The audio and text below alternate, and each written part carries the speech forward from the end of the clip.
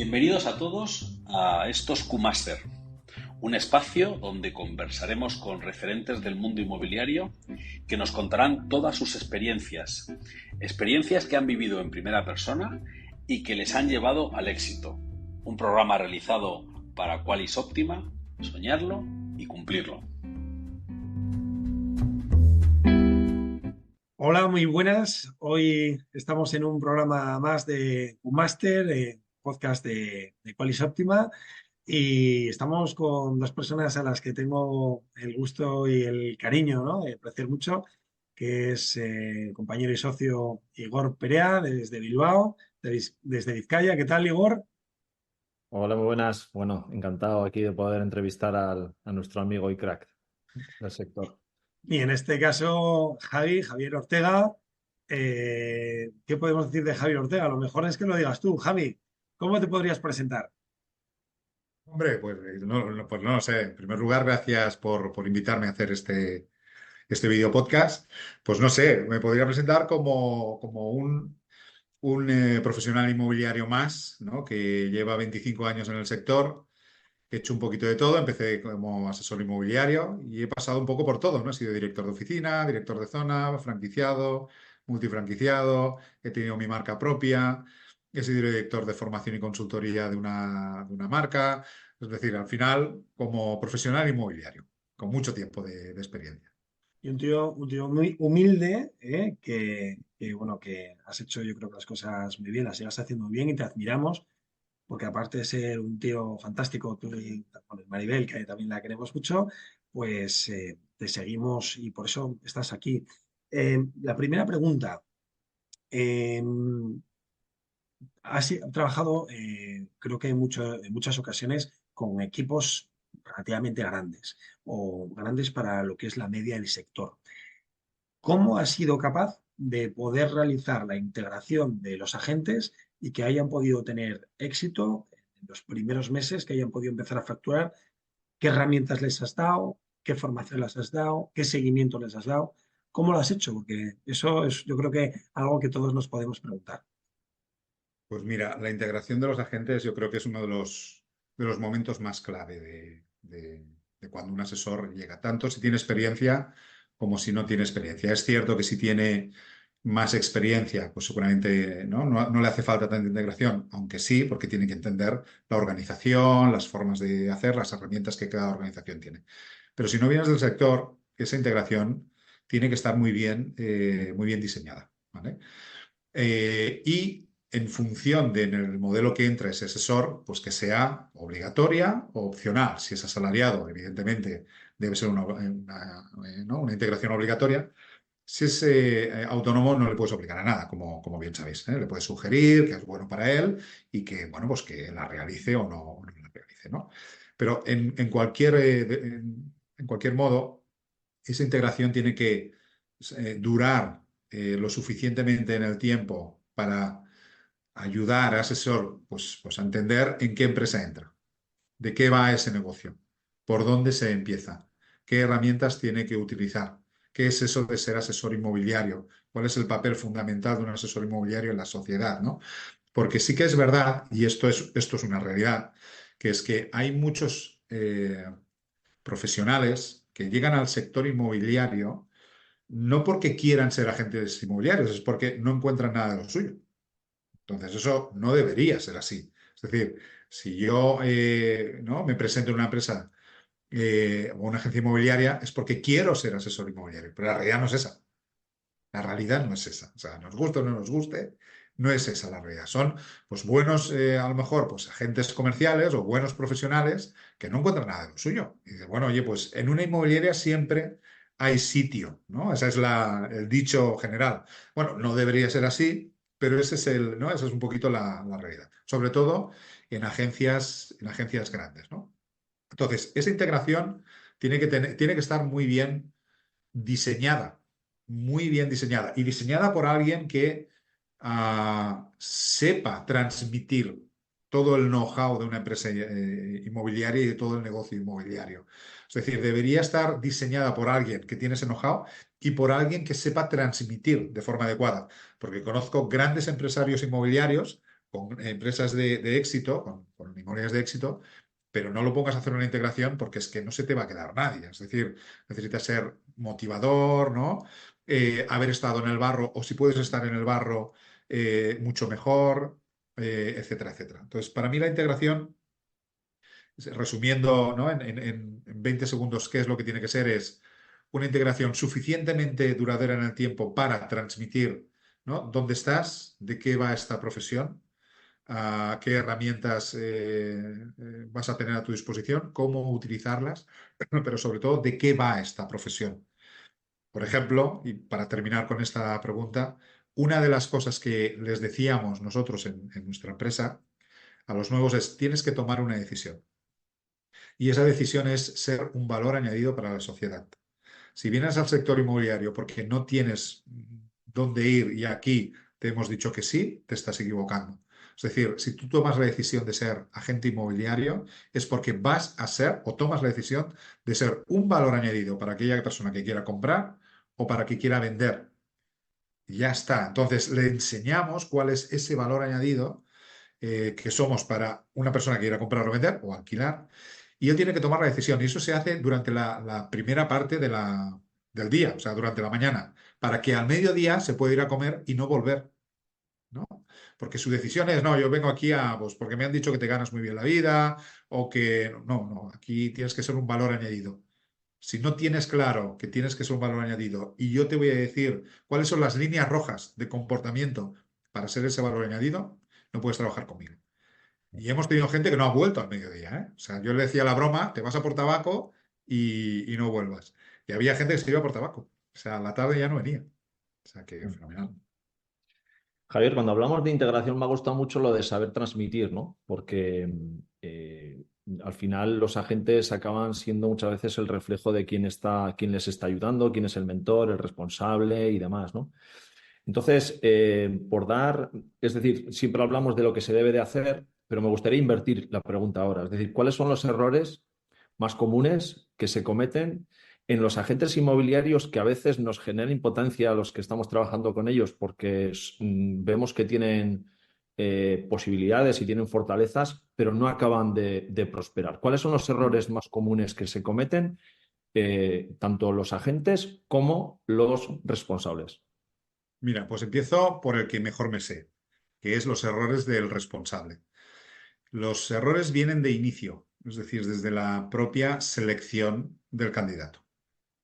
Entonces, un gerente inmobiliario no tiene por qué ser un buen entrevistador, reclutador o integrador. De hecho, no saben, no sabemos, ¿no? No sabemos hacer una entrevista. Es decir, yo me preocupé en saber cómo se hace una entrevista, ¿no? De conocer la entrevista por competencias, que esto me ayudó muchísimo, para poder hacer una previa selección del candidato. Porque una entrevista de un gerente inmobiliario normalmente suele ser una conversación. Bueno, ¿y tú por qué quieres trabajar en esto? Bueno, pues lo que me han dicho por ahí o lo que he visto en YouTube. Pero no, o sea, una entrevista tiene que ser una entrevista bien hecha, ¿no? Para detectar las cualidades que tú necesitas o las competencias que tú necesitas en ese asesor inmobiliario con las preguntas adecuadas. El tema es: ¿quién me da esas preguntas adecuadas, ¿no? Bueno, esto sería un curso de formación de un día entero, ¿no? Entonces, el primer error es el de inicio, es decir, en la selección de ese candidato. Si tú te equivocas con el candidato, por muy bien que lo hagas después, si el candidato no será el adecuado, no va a funcionar. Ese sería primer error. Segundo error: creer que eres el líder que ese candidato espera de ti. Es decir, el talento, cuando buscamos asesores talentosos, ese asesor talentoso espera un líder que esté a su altura. Entonces, un líder en liderazgo. Es decir, oye, ¿tú quién eres, Igor, para yo trabajar contigo? Esto no nos lo va a preguntar, pero seguramente nos va a estar pasando el escáner continuamente para saber si yo, vamos a suponer que soy un asesor con talento, quiero trabajar contigo. Entonces, si yo veo que tú no estás a la altura en esa entrevista, seguramente no te diré: mira, Igor, ¿sabes qué? Que te he dicho que no porque no eres el líder que yo busco. Te diré: no, mira, Igor, tengo otra propuesta que seguramente voy a aceptar. Y tú nunca sabrás que la culpa fue tuya. Siempre te vas a creer que acepté otra oferta. Y el problema eres tú. Entonces, el tema del liderazgo es algo que también es un error que a nosotros como gerentes nos cuesta mucho admitir. Primero, porque no hay nadie que nos haya dicho que no eres el líder adecuado. A ver quién te lo dice. ¿Los de la oficina? No lo sé. ¿Tu compañero? Es decir, ser gerente de una oficina no te hace un buen líder, a lo mejor te hace un buen gestor. ¿Vale? Ese es el segundo gran problema que se comete, ¿no? El primero es selección, después soy el líder adecuado. Y luego, evidentemente, los problemas habituales de integración y acompañamiento en los inicios de esos asesores inmobiliarios, que es lo que hemos hablado antes.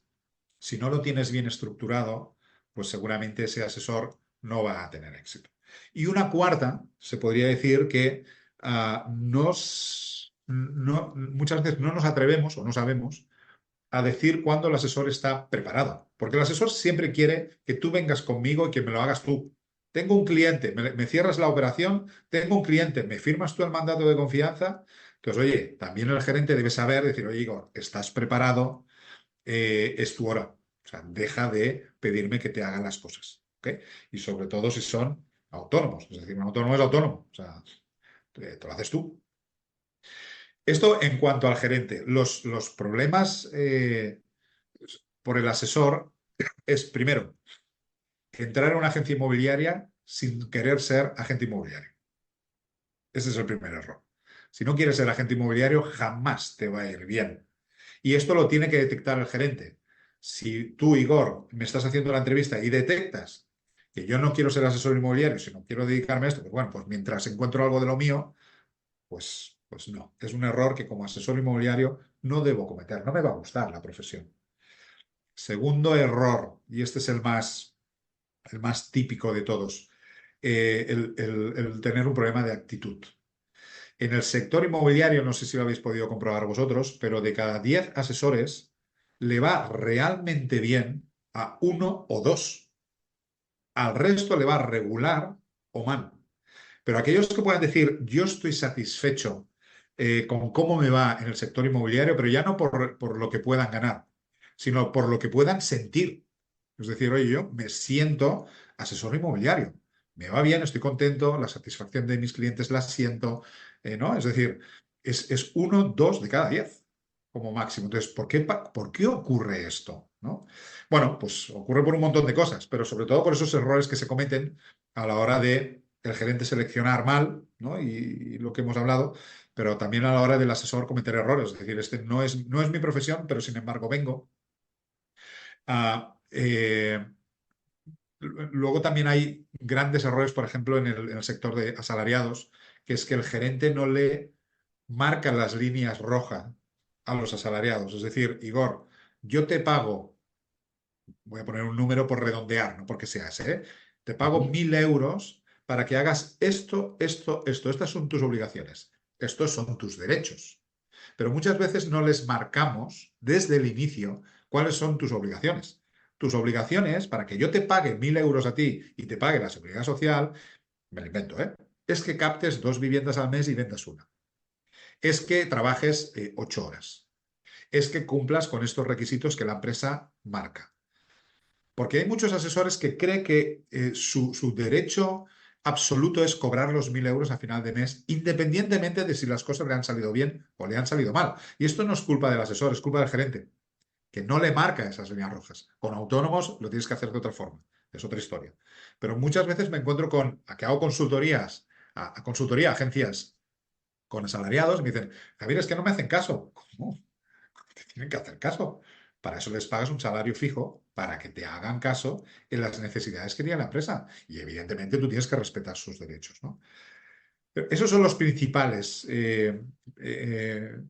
errores, que el tema de la actitud en los asesores, más que un error, es una decisión. Es decir, ¿por qué a solo 2 de cada 10 asesores les va bien cuando le podría ir a 5 o 6 de cada 10 le podría ir bien? Pues es una cuestión de actitud. Entonces, ostras, ¿cómo puede ser que el gerente quiera, esto me lo he encontrado también muchas veces, el gerente quiere que le vaya mejor al asesor que el propio asesor? Esto puede ser. O sea, esto no tiene sentido. Entonces, bueno, si pudiera resumir el tema de errores en cuanto al gerente se cometen sobre todo al inicio, a la hora de seleccionar el personal, y en el tema de los agentes es el tema de la actitud. El error que más se comete es falta de actitud. Cuando estamos hablando precisamente de agentes, creo que la falta en algunas veces, de perspectivas o expectativa económica por no llegar a esos objetivos, la falta de sentirse integrado en un equipo o la falta de herramientas son los problemas importantes para que una gente decida marcharse. Es decir, al final una persona valora estar en una empresa cuando tienes salario emocional, más herramientas, ¿no? Cuando tienes esas tres cosas hace que esa gente se sienta realmente arraigado a un proyecto. Cuando hablamos de herramientas, una de las herramientas que creo que la empresa puede dar es ver precisamente cuando hay un problema, detectarlo a tiempo. Creo que en eso también has destacado, ¿no?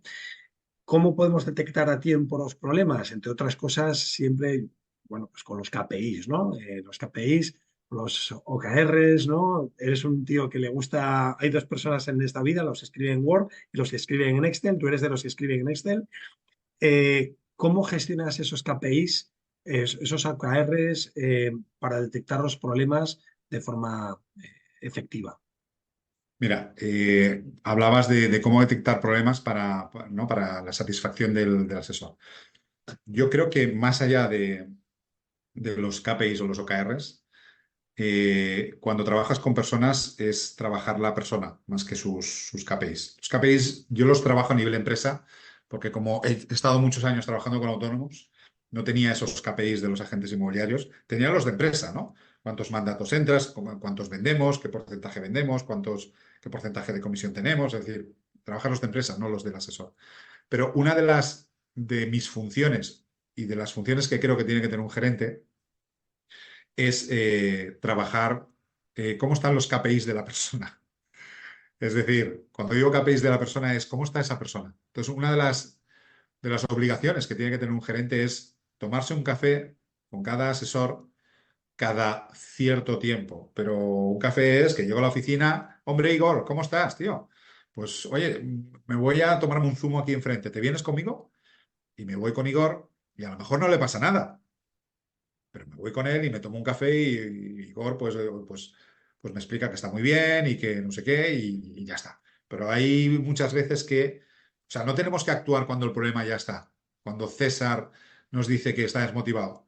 O sea, el problema de la desmotivación de César yo debería detectarla antes de la desmotivación o del problema que tenga, ¿no? O sea, lo que sea. Y seguramente me lo va a contar en un café cuando ese problema empieza a nacer. Entonces, ahí es el momento que tengo de arreglarlo. Es decir, hay un KPI de César, un KPI emocional, pues que no está yendo bien. A lo mejor sí es un problema que realmente tiene César, a lo mejor es una percepción. Entonces, hay muchos problemas que tienen los agentes inmobiliarios dentro de las organizaciones que son percepciones. Una vez dije algo que César creyó que esto iba por él y César se me puso de culo hace 2 meses y yo ni me he enterado. No sé, me lo estoy inventando, ¿vale?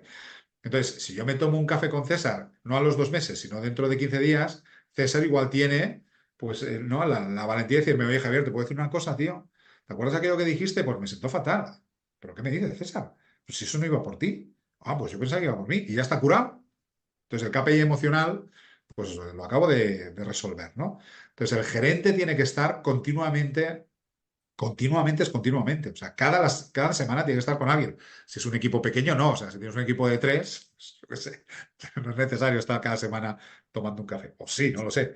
Pero si tienes un equipo grande o medio grande, pues tienes que estar tomando cafés o comidas o lo que tú decidas de forma continua, ¿no? De forma continua. Entonces, más allá de los KPIs de los asesores en el modelo asalariados, que evidentemente yo creo que son necesarios y obligatorios, cuando tú ves asalariados, la reunión de la mañana no se la saltaba a nadie, vamos, pero por nada del mundo, está el KPI emocional, ¿no?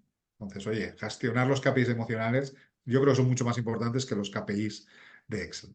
De hecho, si me permites, Igor, cuando pasó el confinamiento, ¿no? Antes comentábamos un poco medio en broma, ¿no?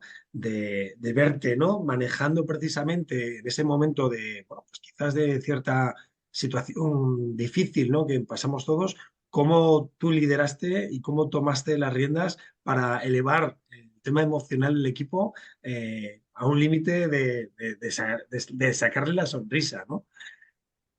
Sí, la verdad es que fue, bueno, yo cada vez que me acuerdo de esos vídeos, la verdad es que me da un poquito de vergüenza, pero la gente, sí, sí, la gente me ha dicho que, bueno, me ha felicitado por esos vídeos y la verdad es que me salieron de forma, no sé, de forma natural. No lo hice por detectar cierta desmotivación en el equipo, sino, no lo sé, no me preguntes por qué hice esos vídeos, hice tres, a cuál más ridículo y más vergonzoso, pero la verdad es que, bueno, hacían gracia y se hicieron me Humanizaba, gustó. ¿no? Humanizaba Sí, mucho exacto.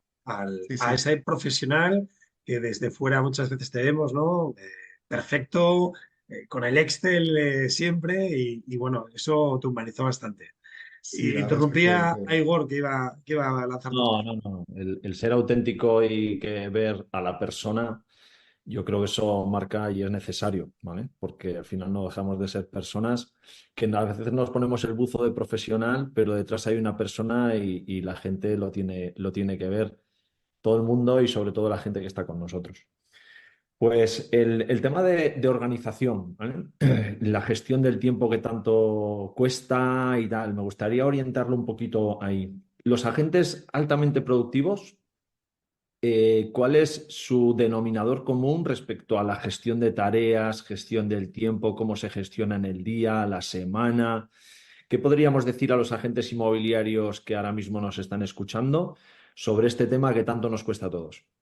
Mira, yo he encontrado ciertas similitudes. La primera de todas es que ya llevan un cierto tiempo en el sector y ese cierto tiempo lo podríamos empezar a tener en cuenta a partir de 5 años. Eh, ser, y luego lo que se llama un top producer. Es decir, ¿qué es un top producer? Para mí un top producer no es una persona que factura 80.000 euros. Con todo el cariño a los que facturan 80.000 euros. Para mí un top producer es una persona que sistemáticamente está por encima de los 150.000 euros. Para mí eso es un top producer. Es decir, que le puedas preguntar, oye, ¿cuánto has facturado en los últimos, no sé, me invento, 10 años? Y te puede decir 2 millones. No, yo un año facturé 180.000. O sea, para mí eso, o sea, ¿no? O sea, tenemos un asesor que factura 180.000 y resulta que ahora es el rey ¿no? El rey de la productividad a nivel nacional y lo invitamos a que hable en todos lados. No, oye, cuando lleves 10 años facturando 180.000 euros, entonces sí que eres un top, exagerándolo un poco. Pero otro de los denominadores comunes que he encontrado es que son muy organizados, muy organizados. Me he encontrado también con asesores productivos que no son organizados, pero tienen unas caídas, pero espantosas. Es decir, se pegan unos tastarazos que les dura un año, el tastarazo que se dan. Porque son gente que van a golpe de talento. Son talentosos, trabajan bien, pero cuando no tienen una organización, pierden el foco y entonces se pierden durante un año. Es decir, y he visto asesores cambiar de proyecto porque están tan perdidos que deciden cambiar de proyecto porque es, oye, voy a probar en otro sitio porque llevo un año que no rasco, ¿no? Entonces, si hubiesen sido organizados, no les hubiese pasado esto. Yo conozco y he tenido el placer de trabajar con ellos, eh, gente en mi último proyecto, ultra, mega, súper organizada, con unas agendas blindadas de hoy tiene que ocurrir esto y hasta que no ocurra, no va a parar. Que trabajan con business plan, es decir, se diseñan un business plan de cuánto quieren producir, ¿no? Y saben qué acciones tienen que hacer todos los días, semanas, meses y año, ¿no? Para que eso suceda. Y que de forma habitual y sistemática trabajan sus bases de datos, su círculo de influencia, sus clientes antiguos, de forma sistemática. Y todo eso envuelto, evidentemente, de una voluntad de trabajar con muchísima calidad. Es decir, que cuidan todos los detalles, desde cómo visten, cuando los ven y cuando no los ven, ¿eh? de cómo se comportan en su vida, ya no en el sector inmobiliario, en su vida. Es decir, tú vas a su casa y ves qué tipo de persona es. ¿Ok? Y dices, entiendo por qué este asesor ¿no? tiene tan buena reputación, ¿no? Es decir, tanto lo que se ve como lo que no se ve está muy bien cuidado, ¿no? Es decir, el cómo te comportas fuera de tu casa, el incluso cómo te has formado y cómo te sigues formando, ¿no? Esa voluntad ¿no? de invertir en ti, en cómo y cuánto inviertes en ti, en lo que puede ser tu imagen, en tu formación, en tus necesidades. Conozco asesores que se han ido a Estados Unidos a vivir una vivencia en Estados Unidos de 3 meses, 4 meses, porque se lo pueden permitir para aprender de cómo lo hacen los americanos, que luego cuando vuelven dicen, oye, pues lo hacen igual que nosotros, ya, pues, como están mitificados, ¿no? Parece que el americano es como el rey del mambo, pero luego vuelven y dicen, no, pues se trabaja más o menos igual que nosotros, ¿no? Entonces, resumiendo, son muy organizados, muy organizados, son empresarios, es decir, trabajan con business plan, hacen inversión en ellos mismos. Y luego cuidan mucho los detalles, es decir, la imagen que dan, ¿no? El estilo de vida que tienen, el orden que tienen en su vida, son gente muy ordenada, ¿no?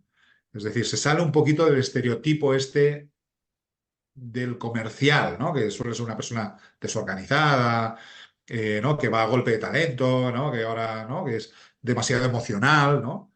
Pues se sale un poquito de este estereotipo. Habíamos hablado en alguna ocasión, ¿no? Precisamente de esos dientes de sierra que tienen los agentes inmobiliarios.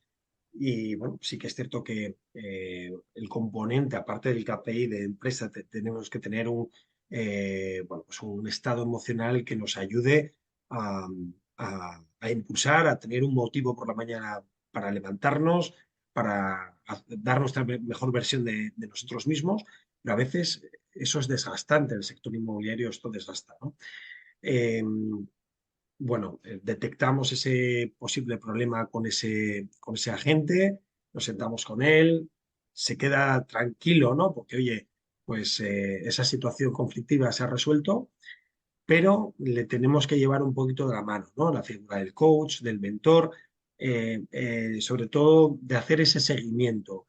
Por ejemplo, claro, hay que separar cuando trabajamos con autónomos como trabajamos con asalariados. ¿Cómo harías tú ese seguimiento con esos agentes para acompañarles en ese día a día y que no tengan esos dientes de sierra? Pues mira, yo lo iniciaría, empezaría otra vez por el principio, es decir, antes de que le ocurra, porque tarde o temprano a todos les ocurre y no solo una vez, más de una vez. Incluso caducan. Hay algunos que caducan a los 3 años, otros a los 5 años, otros a los 10 años, hay otros que no caducan nunca. ¿Ok? Entonces, sabiendo que los asesores inmobiliarios caducan, o sea, hay muy pocos que digan, ostras, César, llevo contigo 25 años. La verdad es que hay pocos, los hay, ¿eh? Pero cada vez menos. Es decir, los asesores rotan con una velocidad pues demasiado alta para nosotros, ¿no? 3 años, 5 años, 7 años, un año. Entonces, sabiendo que los asesores tienen sus ciclos y sabiendo que hasta que no se le acabe el ciclo le va a ocurrir más de una vez esto que tú dices, porque nos pasa a todos, ¿qué podemos hacer para evitarlo en la mayor medida posible? Y cuando ocurra, recordar aquello que hicimos al inicio de todo. Me explico. Si viene César a trabajar conmigo, yo lo que voy a intentar es orientarlo en su plan de vida. Es decir, que su carrera inmobiliaria sirva como transporte para conseguir su plan de vida.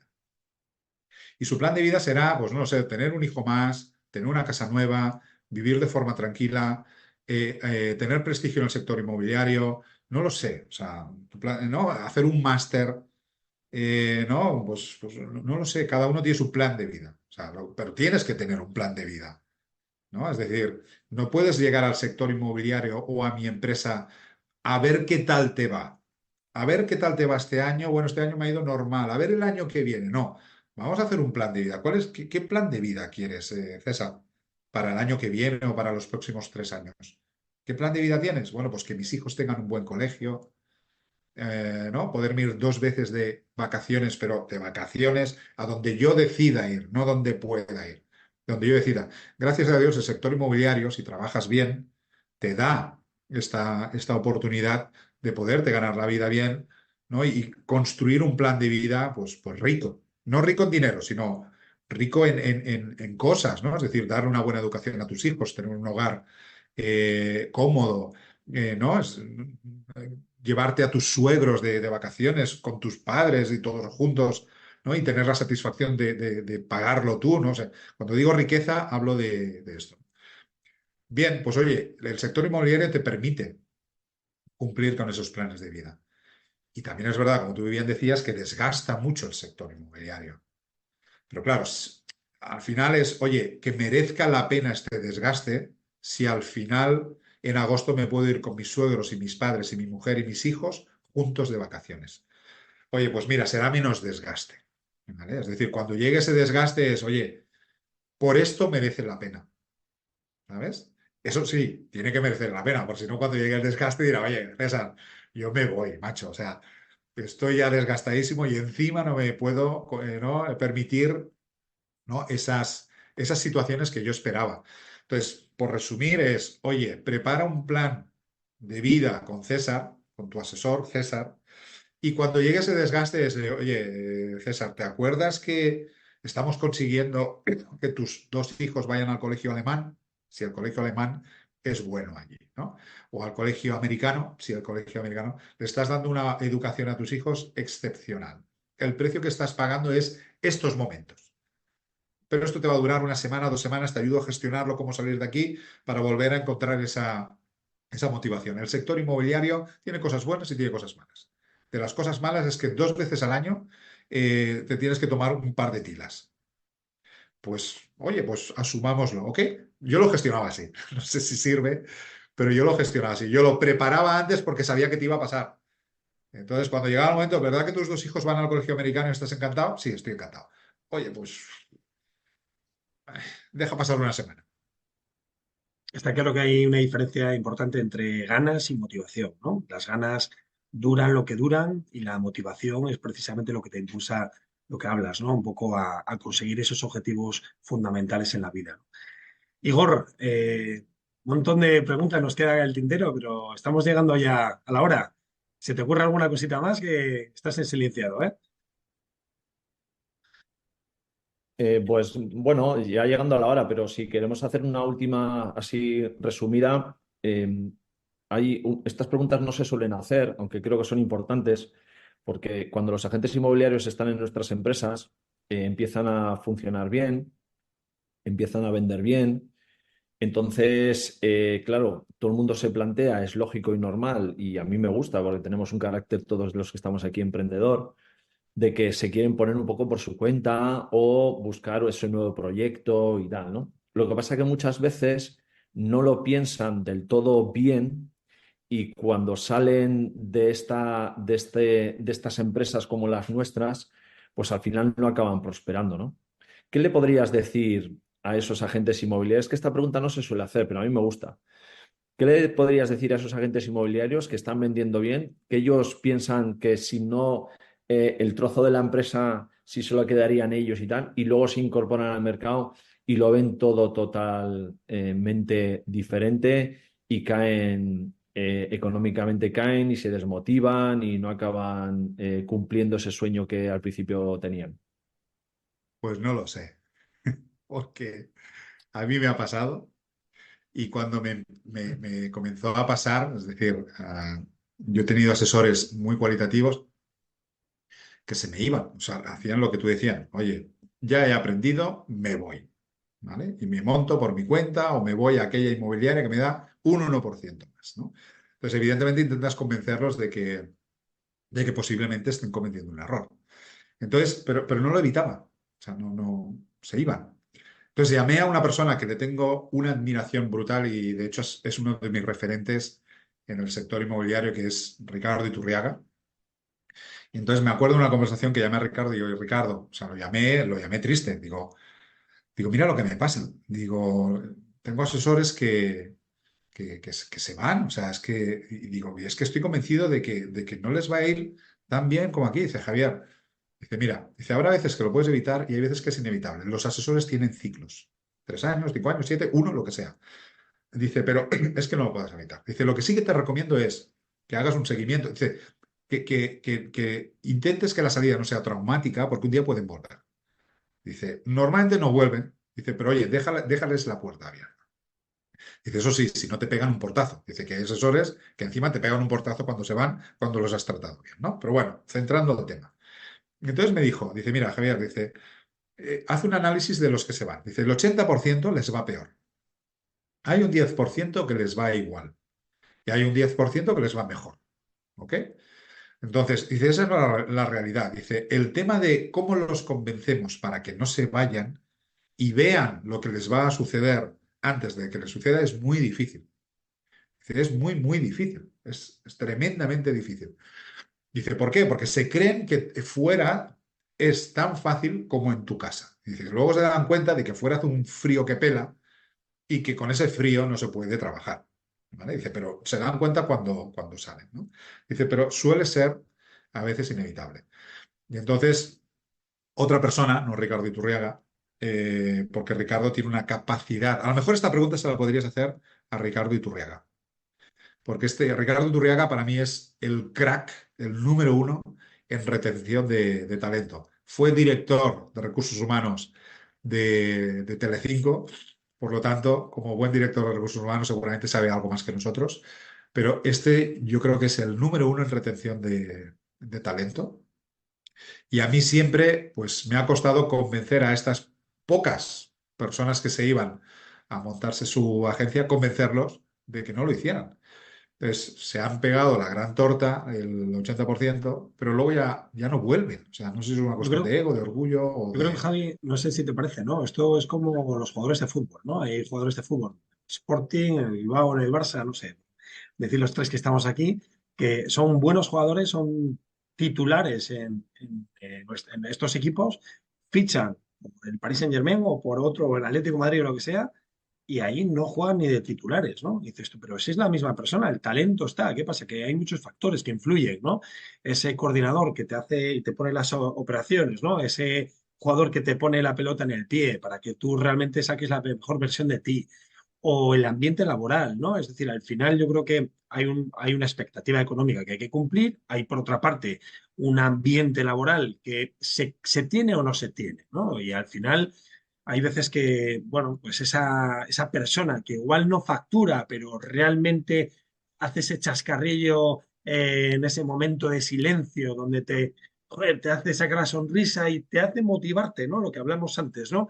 Eso es importantísimo, ¿no? Y reflexionando un poco con vosotros dos, la parte de las herramientas, ¿no? Estamos hablando, pues, entrevistando a compañeros del sector que tienen empresas de reconocido prestigio o por lo menos las inmobiliarias también que estamos en Qualisóptima, que por lo menos intentamos hacerlo mejor que sabemos para darle herramientas a nuestros asesores, yo creo que le pueden hacer la vida más fácil, ¿no? Sí que es cierto que todo el mundo tiene ese derecho, esa posibilidad de intentarlo, como en su momento surge, ¿no? Pero sí que es cierto bueno, no tener estructurado a veces bien esa opción, a veces puede generar un problema.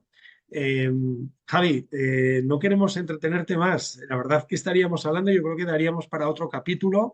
Yo creo que incluso podemos emplazarnos para más adelante, hacer una... Ayer, hablando con Fernando García Viti, nos pasó lo mismo, se nos pasó el tiempo volando.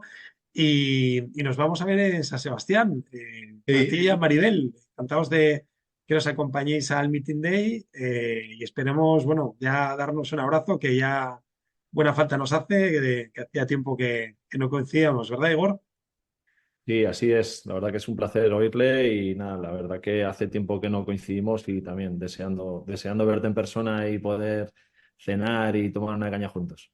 Sí, vamos a pasar ahí 3 días juntos. Mm. Muy bien, pues nada, señores, Javier, muchísimas gracias. Nos veremos en breve. Un abrazo, Maribel. Y bueno, pues a la gente que nos estéis escuchando, espero que os haya servido de, bueno, que sea interesante para vosotros y nos vemos en el próximo Q-Master. Un abrazo. Gracias, Javier. Gracias a vosotros. Pues muchísimas gracias a todos por escucharnos. Nos vemos en una nueva entrega cada primer viernes de mes y a volar alto con toda esta información que hemos obtenido en este Q-Master y hasta la próxima.